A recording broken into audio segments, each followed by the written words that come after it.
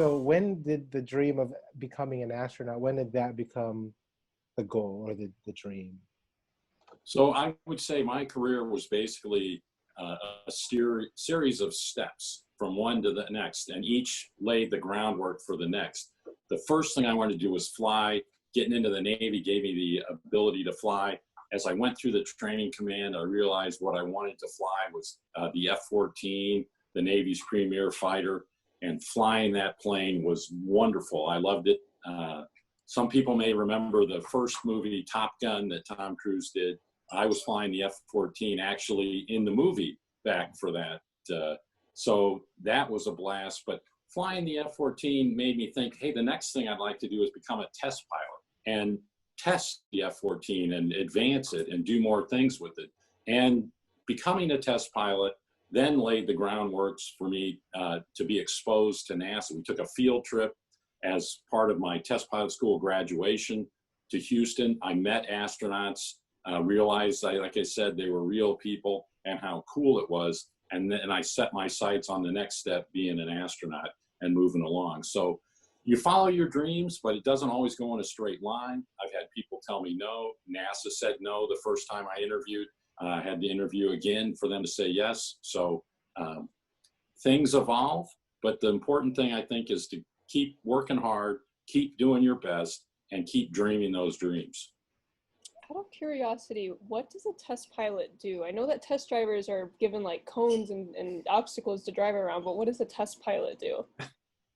So a test pilot, especially back in the old days, was the guy who would fly an airplane for the first time and come back and tell the designers, hey, you really messed this up. This airplane doesn't fly right, or, you know, or have an accident because it really didn't fly right. So it's evolved over the years. We haven't had as many new aircraft, and the simulations, it's a lot safer. But one of the things I did as a test pilot was test the F-14 in its ability to actually drop bombs from it. It hadn't done that. And there were some weird things with the airflow from the F-14 that the bombs would kind of float around and could potentially hit the airplane. So we tried different sequences and practice landings, different things like that. So it's testing new components on an airplane mostly now, vice a whole new airplane. Well, I think it was pursuing that dream of flying led me to reading everything I could about aviation and flying and space. So learning and helped me understand what it would take. You know, there were different paths that I could have gone down to achieve that, but I wanted to be the pilot, so I focused on that. Played athletics in junior high and high school. That taught me the value of a team right there, learning how to work together with different people with different skills and optimizing things. You know, each person didn't have to be perfect at everything, but they had to play their role and move around. And that was a foundational experience that I think paid dividends for me the rest of my career. So understanding what you need and evaluating yourself to say, am I on the right path? Do I need to make a course correction? Or is this something I can achieve? How does NASA go about building these teams that they're going to be putting and sending out into space for these missions? Yeah, teamwork is the key part, probably the biggest part of being an astronaut or having NASA conduct a successful mission. And when I say team, it's the crew, but it's also a much larger team that works together to make everything happen. I used to say when I was on orbit on the flight deck, it felt really crowded because I knew there were so many people who had contributed so much that were with me in spirit, all there looking forward to the future. So we have the crew that needs to learn how to work together and get along and understand what's going on. Mission control down in Houston that follows us on a minute-by-minute basis, watching what's going on, helping us solve problems. A training team that invents all these malfunctions that we have to try and figure out as the crew in the simulator. The folks at Goddard Space Flight Center who built the instruments to go into Hubble to give us a reason to go there and trained us in doing all that.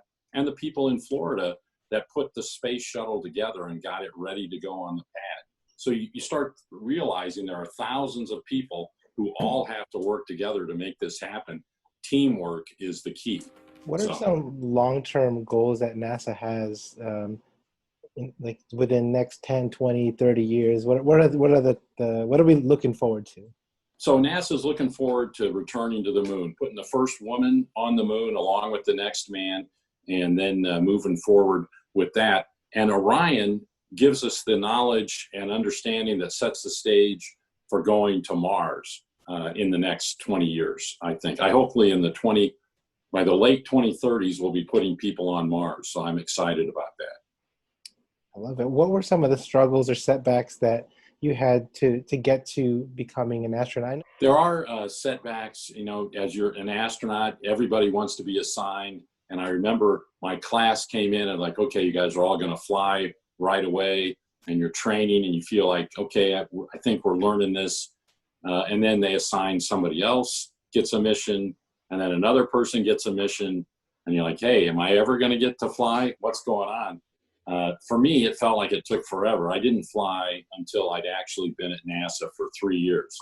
Now, what I didn't know at the time is how lucky I was, because on my last mission, I had flown 4 missions in the 15 years I'd been there, and my pilot was flying his first mission after 11 years of waiting. So sometimes you have to take the long view. The good part about becoming an astronaut is, you know, you have a ticket, and eventually you'll get to go on the ride. So, and then during the mission, we had a bunch of setbacks where things didn't go as planned. Like our main scientific objective was to take this wide field camera out of the telescope. But when we hooked a wrench up to it, the torque limiter, it wasn't enough torque to get it off. And if we put on too much torque, we were going to break the shaft, and we'd leave the old camera in there forever and fail at our #1 objective. So we put Drew Feustel out there with a breaker bar, and fortunately he didn't break the bolt, and we were able to move forward. The 2 biggest setbacks for NASA was the loss of 2 space shuttles, Challenger in the 80s, and then Columbia on the flight right after mine. I was working as the shuttle branch chief in the office, and kind of had the head of our investigation into what happened from the astronaut office perspective, and being able to figure out, one, what happened, why it happened, and then what can we do to keep it from happening again, was a huge hurdle to get over. It took us over 2 years to figure that out, and it was a tough time to get through. I mean, I was very good friends. 3 of the crew members on Columbia were members of my astronaut class. The other 3 were from the class right after. I knew all of them very well. One had been my flight surgeon in the Navy, and it was a tough loss. But I knew that flying in space was important. We didn't want to quit. We could make the shuttle safe. We could fly safely again, and that's why I was so happy to be able to fly my final mission on a vehicle that had gone through all that and emerged on the other side. So we're going to take this opportunity to ask one question that we've always wanted to ask astronauts. So she's going to go first, and you could do whatever question you want to ask them about being in space or whatever's been on your mind that you want to know. Okay, so we've been actually thinking about space a lot lately, with that new Netflix show, Space Force, that's come out. Have you seen that? Okay. I've seen a little. Okay. Is that like really off of how it is? Well, see, I'm a Navy guy, and the Space Force is mostly the Air Force, so I would make fun of them, and I bet it's exactly realistic. All right, that's fair. So, I know that the rockets, they take off from Florida. Is there a reason why? Yeah, what would be the reason with why it's in Florida and why it's not in Houston? Well, there's a couple of really good reasons for launching out of Florida. One of the reasons is it's relatively far south, and the closer you get to the equator, the more you take advantage of the Earth's rotation to give you a little boost when you head to orbit. So that's one plus. And then the other thing is that there's a big empty ocean out there, because when you launch rockets, what you typically have is something that either could or does fall downrange from you. and it's nice not to have a town for that to fall on. So that makes Florida a pretty good spot for that. Houston might be able to work something out flying over the Gulf, but it's a little more crowded. And eventually Florida would be in the way too. You might drop things on Florida, and the Floridians probably wouldn't like the Texans dropping their trash on Florida. So those are the two biggest things that make Florida a great place to launch from. Ooh. Okay. All right, my question, and it's not necessarily my question, but it's something everyone talks about. But what would be the thing that you want to tell people that believe the Earth is flat?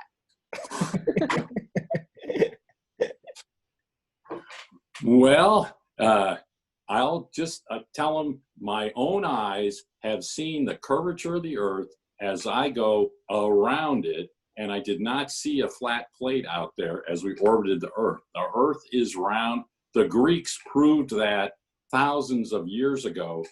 It's hard for me to believe anybody with a straight face can say they believe the Earth is flat. I told you. I didn't know. No. Awesome. Well, how can we learn more about you and find you? Maybe if people want to contact you. What's the best way to learn more? Well, there's a lot of information available on the internet. I have a Wikipedia page that somebody put up for some reason, and even an IMDb page because of my involvement with the movies. With Top Gun. Yeah, Top Gun and Hubble 3D, which we made on my last mission. So those are my two credits. So, well, what's next for you particularly? Well, I'm still involved with NASA. The company that I work for has a lot of government contracts. My area of focus is NASA, NOAA, and the FAA, places that I've loved my whole career. And we're working hard at supporting NASA and helping us get back into the launch business and flying to the moon. Thank you so much for being on a wake-up call. Thank you. No, really enjoyed it. Great talking with you. Appreciate the effort you're doing and the things you're doing, putting the word out there for that next generation of explorers to fill in for us. Are we signing up? We'll do it. Yeah. Let's be astronauts. Come on. You never know.